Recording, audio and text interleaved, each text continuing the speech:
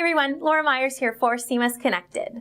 Website compliance and accessibility best practices have been gaining momentum as a must-have in every organization's digital strategy, but for some, it's always been top of mind. Previously, the strategy unfortunately received less attention than it deserved simply because it was clouded with a notion of complexity, but now many are realizing the benefits a deeper understanding of accessibility can offer. Today, I'm taking a deep dive into the concept with Stewart Maurer, Vice President of Marketing at Crown Peak, as he goes through some surprising details on how disabilities are defined, the benefits for a business to be adept at accessibility and compliance, and how an organization can best deploy their own related strategy. Hey Stewart, how are you doing today? Hey Laura, glad to be here. I'm doing great. How about you? I'm fantastic, thank you. We'll start off with the basics of you just explaining how you would describe web accessibility.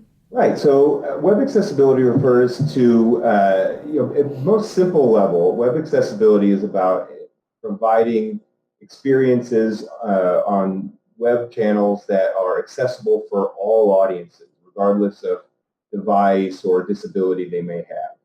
And there's a really great definition that Forrester uses that I think sums it up well.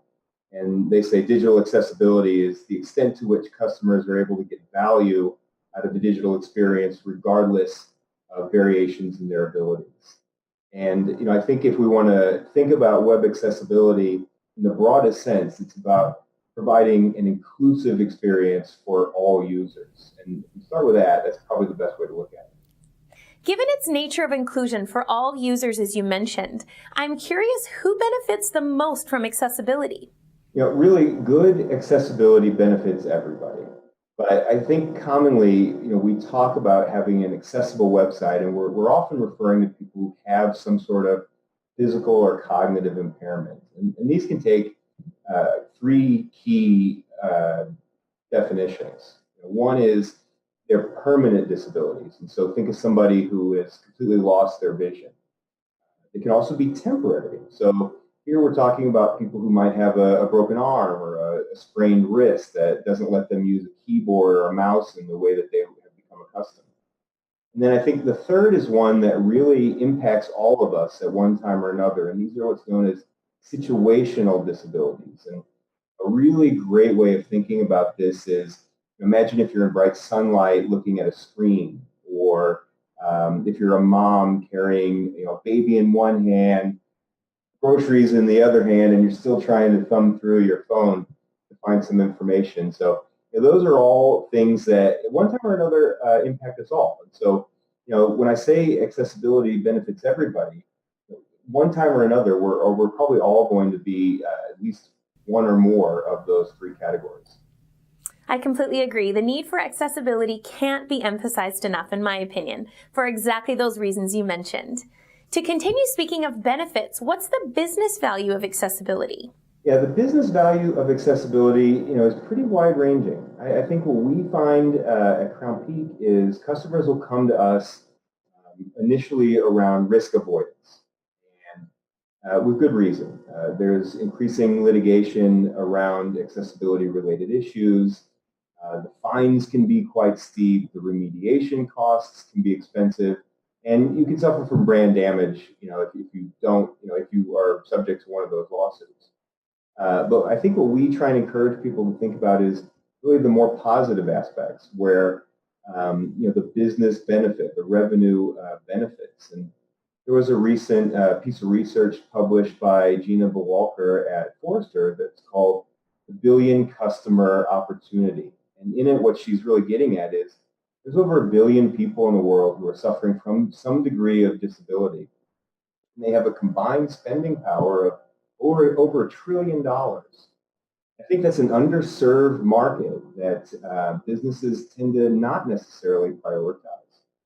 And that can also be quite a loyal market, and one that is looking for brands that cater to their needs. So I think there's a ton of revenue potential if accessibility is a priority for an organization.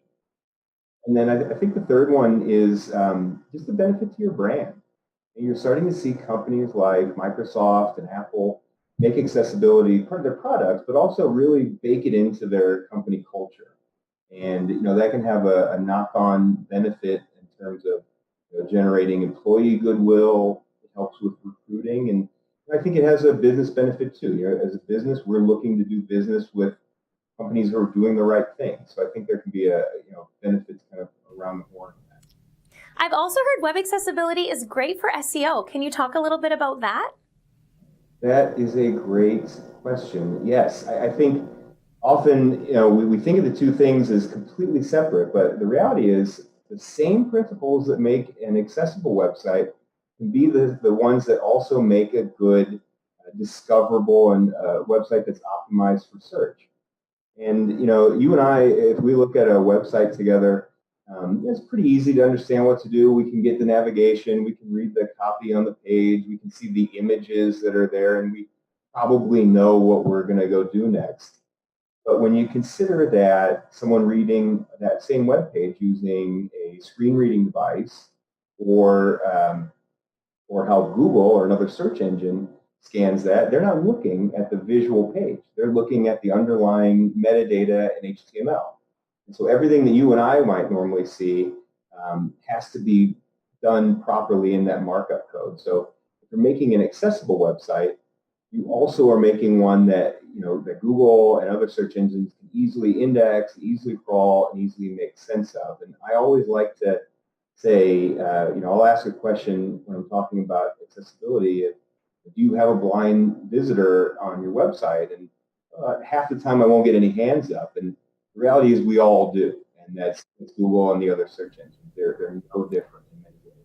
Now, to shift to looking at the bigger picture, for organizations developing their accessibility strategy, what are the established guidelines that they should go by? Yeah, the W3C has really taken the lead here, and they've created what's known as the Web Content Accessibility Guidelines, or WCAG guidelines. And these really have become the de facto standard guidelines that organizations throughout the world use for their own accessibility practices. And they've been in place since 1999. They occasionally go through revisions. I think we're on version 2.1 that launched earlier this year. And they're broken down. There's dozens of different guidelines. So I'm not going to go into all of those today, but there's a couple of key things to know. Generally, they're broken up into 3 levels: A, AA, AAA. And each of those get increasingly stringent in terms of the guidelines they need to meet. Typically, there's no right level for an organization, but often we see some of the biggest brands really striving for AA compliance. And while there's a lot of different guidelines, there's really 4 key principles that you need to keep in mind when you're thinking about web accessibility and how the W3C and the WCAG guidelines cover it. And that is, and it's summed up by a simple little acronym of 4. And the P standing for perceivable. So visitors have to be able to perceive information that's being presented to them. It can't be invisible to all of their senses. It needs to be operable. So they need to be able to come to that website and be able to navigate through it and be able to operate the website, regardless of their device, the disability they might have, or assistive technology they're using. Needs to be understandable. So the information and the operation of the website has to be reasonably understandable for that audience.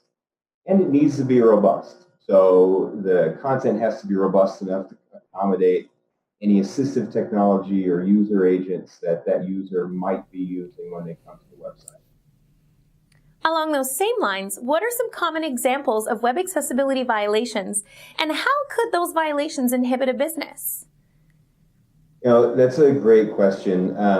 Last year we did a study of the Fortune 500, and our goal was to understand, how do the companies who have the biggest financial resources to bring to bear on accessibility and the biggest reputational need to get it right, how did they do with the web accessibility? And we actually put it through our tool, Digital Quality Management, that we offer, that scans websites for web accessibility and other issues.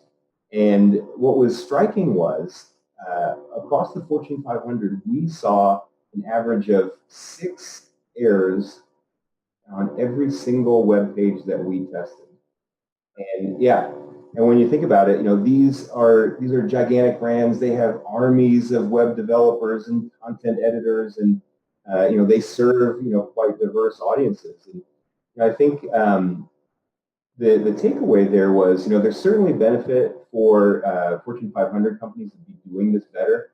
But if you're not in a Fortune 500 company, it really gives you a competitive advantage by making accessibility priority. So, some of the key things that we saw in that study were things like something basic, like missing alt tag. So, having the tag that tells Google and a search engine and a screen reader what an image might be. It may sound like a simple thing, but it's an easy thing to miss, but it's also an easy thing to fix.